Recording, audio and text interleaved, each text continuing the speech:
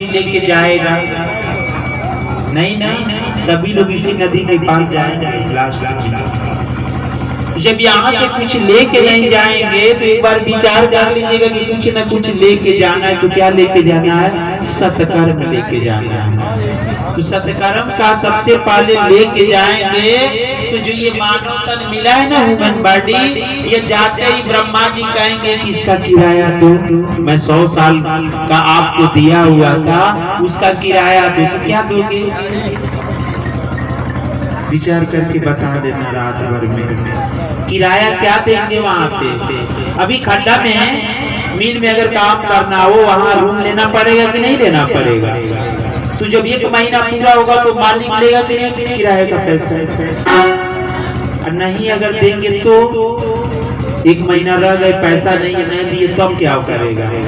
बर्तन मसवाएगा, घर में खेती में काम करवाएगा। ऐसे ही ये मानव तन मिला है। अगर आप सत्कर्म नहीं करोगे इसके साथ तो किराया के पास पैसा नहीं रहेगा। तो नरकों में डाल डाल करके इस 84 लाख में भटकवा के उसका ब्रह्मा जी पूर्ति करवाते थे।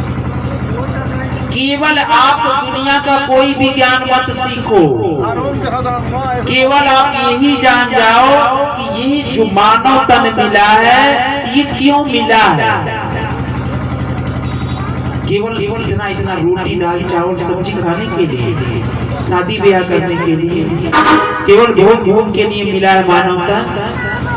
रात में सोइएगा तो विचार कीजिएगा, जिनकी आधी आयु समाप्त हो ये कुछ दिनों में नदी के पास जाने वाले हैं, भैया विचार कर लीजिएगा कि मैं मांस खा रहा हूँ, इसका परिणाम क्या होगा। अच्छा आप बताओ, अभी वहां पे मंदिर था ना जहाँ हम लोग जल लेने गए थे भोले बाबा का, उधर वो मनुष्य बनाया है ईंट छड़ गिट्टी सीमेंट बालू 5 चीज मिला के, यही ना। अब बीच में भोले बाबा का शिवलिंग की स्थापना या मैया और वहां ला के शिवलिंग पर या माता जी के सामने ला के उसको मैं मांस रख दूं तो इस गांव के जो लोग 90% मांसाहारी हैं कोई मुझे छोड़ेगा? क्यों भैया? आप तो जब खाते हो और मैं ला के रख दिया तो इसमें प्रॉब्लम क्या है? नहीं मुझे कुछ करना चाहिए ना आपको, लेकिन आप लोग नहीं छोड़ोगे। क्यों? क्योंकि उस मंदिर में आसक्ति जुड़ी हुई है कि उसमें साक्षात भगवान है। और मैं क्या किया? भगवान को नापाक कर दिया, मतलब भगवान भाग गए छोड़ करके। ये मनुष्य द्वारा बनाया हुआ मंदिर है। अब विचार कीजिए, ये जो मंदिर आप लेके आए हैं जो गांव में सो रहा है चारपाई पे, ये जितने मानव शरीर है सब एक मंदिर है।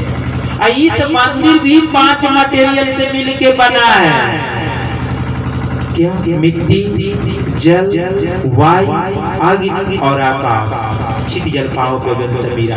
ये भी 5 मटेरियल, इधर भी 5 मटेरियल। इसको मनुष्य ने बनाया और इसको ये मंदिर को भगवान ने माँ के गर्भ में बनाया है। क्लियर? अब इस मंदिर में मांस रखोगे, इसमें भगवान रहेगा? क्या रहेगा? भगवान भाग जाएंगे नहीं शरीर से, तो इसमें क्या रहेगा? काटू माटू, समझते हो? काटू माटू। जिनके घरों में अगर मान लो कि मेरे घर में मैया रहती है, हनुमान जी का मैं पताका लगाया हूँ, हनुमान जी रहते हैं, या टोटल अपने दिमाग से निकाल दो हनुमान जी नहीं रहते। उसके घर में जो मांसाहारी है उसके घर में केवल भूत प्रेत रहते हैं, काटू माटू रहते हैं। हनुमान जी का भक्त अगर तुमको देखना है तो बागेश्वर जाके धाम देख लेना। धीरेन्द्र शास्त्री को प्याज लहसुन तक नहीं चढ़ खाते वो लोग जो हनुमान जी के ऊपर जिनके आते हैं, प्याज लहसुन नहीं खाता व्यक्ति। अब कहो कि हमारे घर मांस भी खाते हैं, पताका गाड़ दिए हनुमान जी का, हनुमान जी आके रक्षा करेंगे? कोई देवियां नहीं खाती, कहीं भी शास्त्रों में प्रमाणित नहीं है। लोग कहते हैं कि माता जी के आगे जाके बलि चढ़ा दो। आप बताओ ये हम सब की कोई माँ, जैसे मान लीजिए माता है लोग बैठी, कोई माँ अपने बेटा की बलि लेगी? इस पूरे गांव में जितनी माँ है उसके सामने उसके लल्ला को, उसके बालक को केवल एक उंगली काट दो, कर पता लग जाएगा उस माँ की ममता। एक उंगली नहीं काटा हुआ एक माँ देख सकती है, पूरी दुनिया के सामने लड़ जाएगी। वहां तुम बलि चढ़ा के अपना स्वाद पेट भर रहे हो और कह रहे हो कि माँ बलि मांग रही है। जो माँ ऐसे अगर भूत प्रेत बन के बलि मांगती है, समझना कि वो माँ नहीं है, वो एक चंडाली है, चंडाली। वो कोई प्रेत आत्मा है, कोई भूत है, कोई शक्ति डिवाइन मांग ही नहीं सकता, जिसको हम देवता कहते हैं। देवता की ये परिभाषा ही नहीं होती कि मांस, रक्त, भक्षण, ये दारू, ये सब चीजें करते हैं। जीवन में चाहे आप धार्मिक होवे या न होवे, सबसे पहले ब्रह्मा जी द्वारा जो ये मानव तन मिला है, इस मानव तन का पहले कल्याण कर लो। अब समय नहीं बचा है, इसको शुद्ध शाकाहारी पहले मंदिर बनाओ। और नहीं तो अभी जो गांव के जो लोग जिनके घर में मांस बनता है ना, जब सुबह होगा तो देखना कि उनकी घर की बहुएं, उनकी घर की माताएं सुबह होते ही झाड़ू निकाल के सबसे पहले घर को प्रतिदिन बहारती है। बहारती है कि नहीं बजा बहारती? क्यों बहारती? कि मेरा घर रात हो गया है। जैसे व्यक्ति रात में सो जाता है ना, तो शरीर निष्क्रिय हो जाती है, मतलब चेतन मन काम करना बंद कर देता है, केवल अवचेतन मन काम करता है।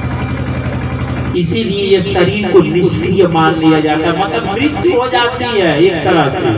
और मरे हुए व्यक्ति जब सुबह जगता है तो नहाता है, इसको पाक करने के लिए। नहाना कोई जरूरी नहीं है, वो इसीलिए नहाया जाता है कि आप सो गए थे, और सोने पर हमारे जो चेतन मन है ना, कॉन्शियस माइंड, वो stopped moment of human body बंद कर देता है मानव शरीर। इसीलिए नहाया जाता है कि मैं फिर पवित्र हो जाऊं। और नहीं तो नहाने से कोई मतलब नहीं है। तो आप बताओ, हमारी माताएं बहनें जिनके घर में मांस भी बनता है, वो भी सुबह घर में झाड़ू लगाती है। क्यों? कि मेरे घर में रात भर में कोई नकारात्मक ऊर्जा आई होगी, मैं बाहर कर दूंगी, सफाई कर दूंगी, तो पूरा घर पवित्र हो जाएगा, इसमें देवी देवता वास करेंगे। ये तो भैया बात सही है कि वास करेंगे, लेकिन कभी आपने ये विचार किया कि जो ये मंदिर रूपी घर है,